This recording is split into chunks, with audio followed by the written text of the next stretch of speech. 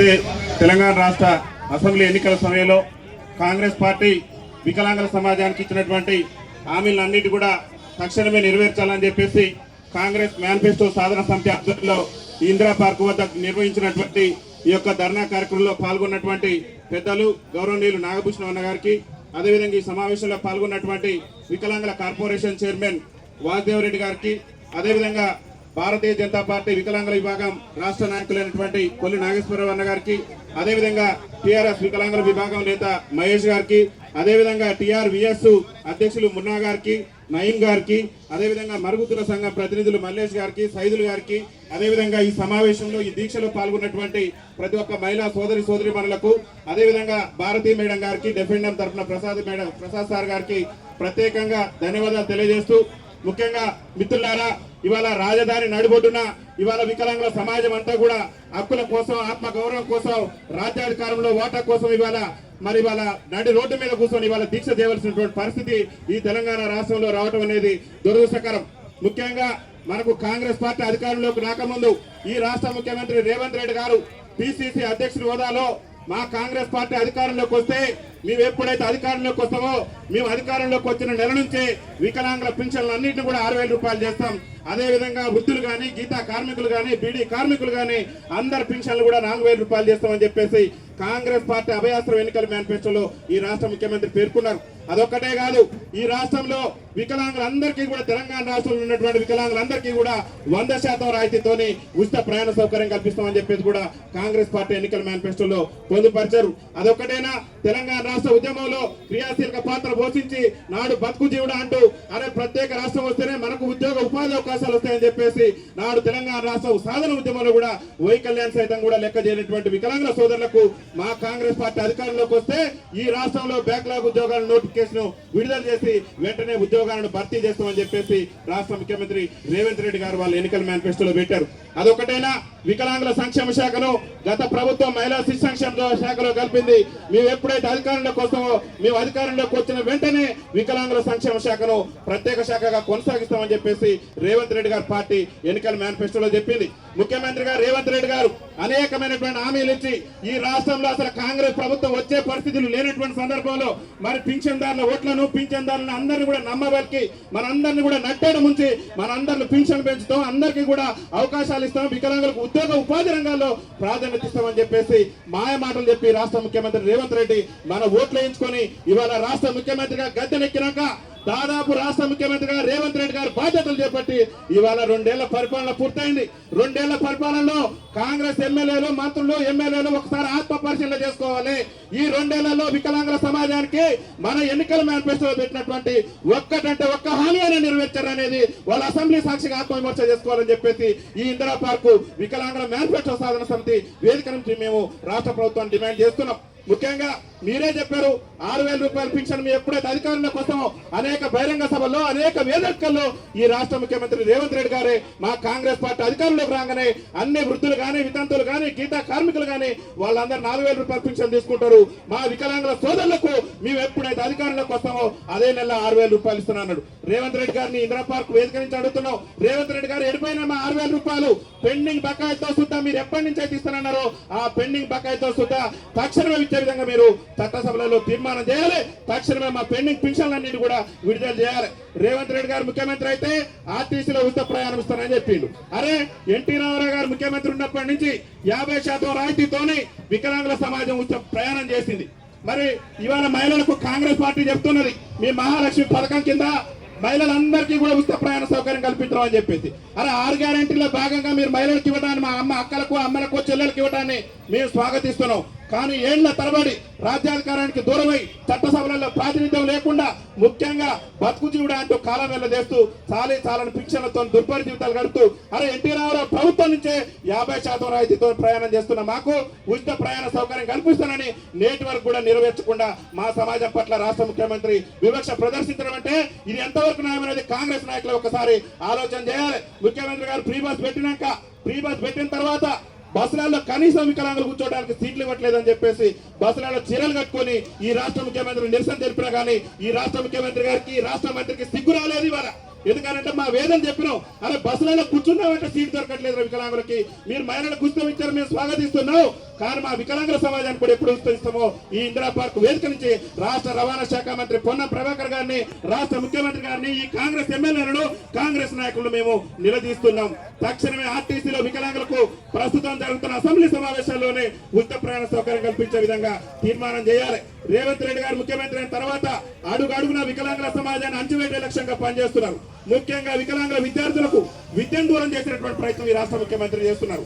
అరే supreme court guide lines ఏమున్నది, ఎవరైతే స్పెషల్ బీఈడి చేసి వికలాంగుల పిల్లలకు బోధించేటటువంటి ఉపాధ్యాయులు ఉన్నారో వాళ్ళను 100% రిక్రూట్మెంట్ చేయాలని చెప్పేసి ఇవాళ సుప్రీంకోర్టు గైడ్ లైన్ చెప్తున్నా కానీ రేవంత్ రెడ్డి ప్రభుత్వం వికలాంగుల మీద ఉన్నటువంటి కక్ష సాధింపు చర్యలో భాగంగా కేవలం 30% మాత్రమే రిక్రూట్మెంట్ చేసి 70% ప్రమోషన్లకు ఇచ్చి ఇవాళ వికలాంగుల విద్యార్థులకు రేవంత్ రెడ్డి ప్రభుత్వం విద్యను దూరం చేసి వికలాంగుల సమాజాన్ని చదువుకు కూడా ఇంతకంటే దౌర్భాగ్యం లేదు.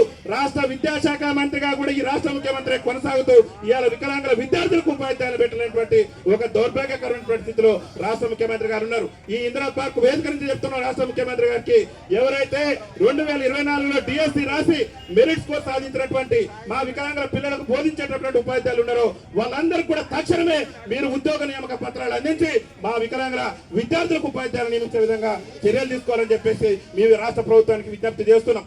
ముఖ్యంగా రేవంత్ రెడ్డి గారు చెప్తున్నాం, ఈ రాష్ట్రంలో దుర్భర జీవితాలు గడుపుతున్నటువంటి వికలాంగుల జీవితాల్లో వెలుగులు నిండాలంటే మీరు గత ప్రభుత్వం దళిత బంధాన్ని తెచ్చింది, కానీ మేము ఏమంటున్నాం అంటే 25 లక్షల రూపాయలతోని వికలాంగుల బంధు పథకాన్ని తీసుకొచ్చి మా వికలాంగుల సమాజానికి అండగా ఉండాలని చెప్పేసి ఈ రాష్ట్ర ముఖ్యమంత్రి రేవంత్ రెడ్డి ప్రభుత్వాన్ని మేము నిలదీస్తున్నాం. అరే ఉద్యోగ నియామకాల కోసం, ఉపాధి నియామకాల కోసం, అరే పాఠశాల మెట్లెక్కలేటువంటి మేము పీజీలు పిహెచ్డీ చేసి అరే తెలంగాణ రాష్ట్రం వస్తే మన బతుకులు బాగుపడితే మనకు ఉద్యోగ అవకాశాలు వస్తాయి, ఉపాధి అవకాశాలు వస్తాయని చెప్పేసి మా వికలాంగుల విద్యార్థులు ఇలా పీజీలు పిహెచ్డీలు చేసి ఉద్యోగాల కోసం ఇవాళ రోడ్ల మీద తిరిగేటటువంటి పరిస్థితి ఉన్నది. రేవంత్ రెడ్డి గారు గొప్ప చెప్పేటటువంటి ప్రయత్నం చేస్తున్నాడు. మా రాష్ట్ర ప్రభుత్వం వచ్చిన తర్వాత, మా కాంగ్రెస్ ప్రభుత్వం వచ్చిన తర్వాత అనేక ఉద్యోగ నియామకాలు చేపట్టాం అంటున్నారు. రేవంత్ రెడ్డి గారు అడుగుతున్న ఈ ఇందిరా పార్క్ వేదిక నుంచి కాంగ్రెస్ మేనిఫెస్టో సాధన సంతరించి మేము డిమాండ్ చేస్తున్నాం. ఒక్కటంటే ఒక్క బ్యాక్లాగ్ ఉద్యోగం భర్తీ చేసిన వారు రేవంత్ రెడ్డి ఎందుకు మాయ మాటలతో మా వికలాంగుల సమాజాన్ని మోసం చేస్తున్నావు? నీ తొలి సంతకమే రాష్ట్ర ముఖ్యమంత్రిగా నువ్వు బాధ్యతలు చేపట్టినాక నీ తొలి సంతకమే మా వికలాంగుల సమాజాన్ని మోసం చేయడంతో మొదలుపెట్టినావు. మా వికలాంగుల సోదరి, మా మరుగుచ్చు సోదరి రజనికి ప్రభుత్వ ఉద్యోగం ఇస్తామని చెప్పేసి పత్రికల్లో, మీడియా ఛానళ్లలో ప్రచారం చేసుకుని వికలాంగుల సమాజాన్ని నట్టేట ముంచేసి ఒక అవుట్ సోర్సింగ్ ఉద్యోగించినటువంటి ఒక మోసమైనటువంటి ముఖ్యమంత్రి, ఒక మోసగాడైనటువంటి ముఖ్యమంత్రి నువ్వు. ఇప్పటికైనా నా చలనం తెచ్చుకో. వికలాంగుల సమాజం మేర్కొన్నది, వికలాంగుల్లో ఐక్యత ఏర్పడది. నీ ప్రభుత్వాన్ని నిన్ను గద్దెదించేంత వరకు కూడా ఎంతటి పోరాటానికైనా ఎరకడకుండా మా యొక్క పోరాటాలు ఉధృతం చేస్తాం. అలా వికలాంగుల విద్యార్థులకు ఉపాధ్యాయులు ఉండరు, బస్సులలో వికలాంగుల సీట్లు ఉండవు. నువ్వు వచ్చిన దగ్గర నుంచి అడుగునా మా వికలాంగుల సమాజం మీద వివక్ష కొనసాగుతుంది. ఒక్కటంటే ఒక్క మంచి పని చేసిన రేవంత్ రెడ్డి. అరే గతంలో కూడా మాకు కిరణ్ కుమార్ రెడ్డి గారు మంత్రిగా ఉన్నప్పుడు, ముఖ్యమంత్రిగా ఉన్నప్పుడే మాకు పరిశ్రమల రంగంలో రిజర్వేషన్ ఉండేది. ఈ రేవంత్ రెడ్డి గారు ఎప్పుడైతే ముఖ్యమంత్రి అయిందో పరిశ్రమల రంగంలో ఉన్న రిజర్వేషన్ ఎత్తేసిండు. అరే ఇలా వికలాంగుల క్రీడాకారుల పరిస్థితి రాష్ట్రంలో దయనీయంగా తయారైంది. ఇలా వికలాంగులు దేంట్లో కూడా తీసుకోరు. వికలాంగులు క్రీడల్లో కూడా ఈ తెలంగాణ రాష్ట్రానికి కూడా అనేకమైనటువంటి అవార్డులు, రివార్డులు తీసుకొచ్చి ఇలా వికలాంగుల క్రీడాకారులు కూడా రాష్ట్రాన్ని దేశంలోనే ముందంజలించేటువంటి ప్రయత్నం చేస్తున్నారు. వికలాంగుల క్రీడాకారుల పట్ల కూడా రాష్ట్ర ముఖ్యమంత్రి అడుగడుగున వివక్ష ప్రదర్శిస్తున్నాడు. మీ ఒకటే విజ్ఞప్తి చేస్తున్నాం, వికలాంగుల కార్పొరేషన్ తో పాటు వికలాంగుల క్రీడాకారులకు వికలాంగుల క్రీడా కార్పొరేషన్ కూడా ఏర్పాటు చేసి వికలాంగుల క్రీడాకారులకు ఏ ఇబ్బందులు అవుతున్నాయో ఆ ఇబ్బందులన్నీ తొలగించే విధంగా కూడా రాష్ట్ర ప్రభుత్వం చర్యలు తీసుకోవాలని చెప్పేసి ఈ వేదిక నుంచి మేము విజ్ఞప్తి చేస్తున్నాం. అదే విధంగా ఈ రాష్ట్రంలో ఉన్నటువంటి వికలాంగులందరూ కూడా విద్యలో కానివ్వండి, ఉద్యోగాలలో కానివ్వండి, అన్ని కూడా మాకు ఉచిత విద్య అందించాలి. మాకు వైద్య విషయంలో కూడా 100% ప్రభుత్వ ప్రైవేట్ వైద్యశాలల్లో కూడా ఉచిత వైద్యం అందించే విధంగా రేవంత్ రెడ్డి ప్రభుత్వం నిర్ణయం తీసుకోవాలి. ఇవాళ మిత్రులు ముఖ్యంగా ఈ వేదిక నుంచే చెప్తున్నాం, ఇక్కడ అనేక మంది మా బ్లైండ్ సోదరులు ఉన్నారు. రాష్ట్ర ముఖ్యమంత్రి రేవంత్ రెడ్డి గారికి ఈ ఇందిరా పార్క్ వేదిక నుంచే చెప్తున్నాం, అరే 100% ఉన్న మా బ్లైండ్ సోదరుల మధ్య బస్ పాస్ ఇస్తూ మరి 40% ఉన్నటువంటి 40 నుంచి 90% ఉన్నటువంటి మా బ్లైండ్ సోదరులకు ఇవాళ బస్ పాస్ ఇవ్వట్లేదు. డిపెండెంట్ సోదరుల పరిస్థితి కూడా అదే. దయచేసి మేము విజ్ఞప్తి చేస్తున్నాం, 40% వైకల్యం కలిగినటువంటి ప్రతి ఒక్క వికలాంగుని కూడా ఖచ్చితంగా బస్ పాస్ ఇవ్వాల్సిందే. బస్ పాస్ ఇవ్వకుంటే నిన్ను, నీ పార్టీని భూస్థాపితం చేయడమే లక్ష్యంగా మా యొక్క ఉద్యమ కార్యాచరణ ఉంటుంది. అరే మా వేదన అనేక సందర్భాల్లో చెప్పినాం. ఇటీవల కాలంలో కూడా అరే ఆర్టీసీ బస్సులో మాకు కూడా ఉచిత రవాణా సౌకర్యం కల్పించవయ్యా. అప్పుల్లో ఉన్నటువంటి ఆంధ్రప్రదేశ్ రాష్ట్ర ముఖ్యమంత్రి చంద్రబాబు నాయుడు గారు వికలాంగులకి నిజంగా మేలు చేస్తున్న మనకు భవిష్యత్తు ఉంటుంది, వికలాంగుల సంక్షేమాన్ని విస్మరిస్తే మన పార్టీలు మనం అడ్రస్ గలంత అయితే అని చెప్పేసి ఆయన గమనించి అక్కడ 6,000 రూపాయల పెన్షన్. ఇక్కడ ఉన్నటువంటి మా మిత్రులు ఉన్నారు, తీవ్ర వైకల్యంతో బాధపడుతున్నారు. వాళ్ళ బతుకుల జీవితాల్లో ఎలుగులు నిండాలంటే ఖచ్చితంగా ఆంధ్రప్రదేశ్ రాష్ట్రంలో ఇస్తున్న మాదిరిగానే ఈ తీవ్ర వైకల్యం కలిగిన వికలాంగుల సోదరులందరూ కూడా తక్షణమే ప్రస్తుత అసెంబ్లీ సమావేశాల్లోనే మీరు బడ్జెట్ లో మీరు ఏదైతే మీరు ప్రవేశపెట్టినటువంటి బడ్జెట్ ఉన్నదో ఆ బడ్జెట్ లో మాకు పైసా కేటాయించలే. తక్షణమే బడ్జెట్ లో తెలంగాణ రాష్ట్ర ప్రభుత్వం ప్రస్తుత అసెంబ్లీ సమావేశాల్లోనే బడ్జెట్ ను సవరించి వికలాంగుల సంక్షేమ శాఖకు 3,000 కోట్లు కేటాయించి మీరు ఎన్నికల హామీ ప్రకారం 6,000 రూపాయల పింఛన్ ఇవ్వాల్సిందే. మా ఎవరైతే తీవ్ర వైకల్యం కలిగినటువంటి మా వికలాంగుల సోదరులు వాళ్ళందరూ కూడా 15,000 నరకయాత్ర అనుభవిస్తున్నారు. రేవంత్ రెడ్డి మీరు ముఖ్యమంత్రి అయిన కాంచి గత ముఖ్యమంత్రి కేసీఆర్ గారు అయినా చెప్పక ముందని ఆలోచన చేసిండు. అరే ఎక్కడో 200 నుంచి 500 నీ కాంగ్రెస్ పార్టీ 500 చేస్తే కేసీఆర్ గారు 500 పెట్టి ఇవాళ వికలాంగుల సమాజం 4,016 రూపాయలతో బతుకుతున్నది. ఇప్పటికి కూడా మీ కేసీఆర్ ఇచ్చిన పింఛన్ మీద బతుకుతున్నావు. ఎందుకు నువ్వు ముఖ్యమంత్రిగా కొనసాగటం? నీకు ఒక్కసారైనా ఆలోచన చేసి అరే ఉచిత ప్రయాణం కోసం ఉచిత బస్సు కల్పించండి అని చెప్పేసి మేము పరిగిలో పంజాబ్ డ్రెస్ వేసుకొని ప్రభుత్వాన్ని నిరసన తెలిపినా కానీ ఈ ప్రభుత్వానికి ఇంత కూడా ఇస్మంతైనా కూడా సిగ్గు సెలవు అనేది కూడా లేకుండా రాష్ట్ర ప్రభుత్వం ముఖ్యమంత్రి రేవంత్ రెడ్డి ప్రభుత్వం ప్రవర్తిస్తున్నది. దయచేసి ఇక్కడ ఉన్నటువంటి అన్ని సంఘాలకు కూడా విజ్ఞప్తి చేస్తున్నాం. సంఘాలకు అతీతంగా మన హక్కుల సాధన కోసం ఆత్మ గౌరవం కోసం పార్టీలకు అతీతంగా మనందరం కూడా కలిసికట్టుగా పనిచేయాలి. ముఖ్యంగా రేవంత్ రెడ్డి గారి ప్రభుత్వాన్ని కూడా మేము కోరుతున్నాం.